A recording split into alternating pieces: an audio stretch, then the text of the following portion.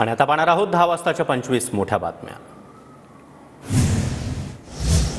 मागे जे झालं ते लाडक्या बहिणींना अर्पण, पण आता नियमामध्ये न बसणाऱ्यांनी स्वतःहून नावं काढून घ्यावी, अन्यथा दंडासह वसुली करणार। छगन भुजबळांचा बोगस लाडक्या बहिणींना इशारा।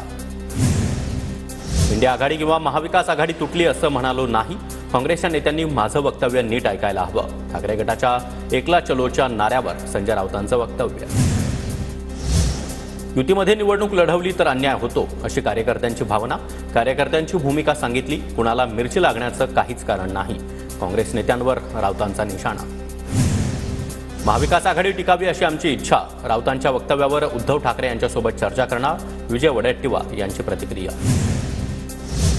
संजय राऊत सध्या बरळलेल्या अवस्थेत, राऊतांवर बोलण्यामध्ये काहीच अर्थ नाही। भाजपचे नेते रावसाहेब दानवेंचा राऊतांना टोला।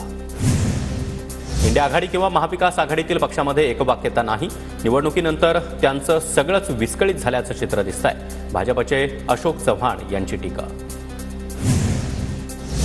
उद्धव ठाकरेंमध्ये स्वबळावर लढण्याची ताकद नाही। बाळासाहेबांनी 46 वर्षात जे मिळवलं ते उद्धव ठाकरेंनी 2.5 वर्षामध्ये गमावलं। नारायण राणेंचं टीकास्त्र। उद्धव ठाकरे मुख्यमंत्री पदासाठी लाचार होऊन काँग्रेससोबत गेले। ठाकरेंना बाळासाहेबांचं नाव घेण्याचा अधिकार नाही। ठाकरेंची बाळासाहेब स्मारकाच्या अध्यक्षपदावरून हकालपट्टी करा। रामदास कदम यांची टीका। ठाकरे गटाच्या शरद कोळी यांच्याकडून रामदास कदम यांचा समाचार। उद्धव ठाकरेंवर टीका कराल तर अरेरावीच्या भाषेमध्येच उत्तर दिलं जाईल। शरद कोळींचा रामदास कदम यांना इशारा।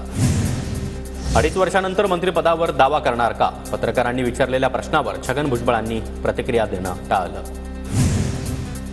आमदार बनून त्रासलो आहे, मला देखील मंत्री व्हावंसं वाटतं।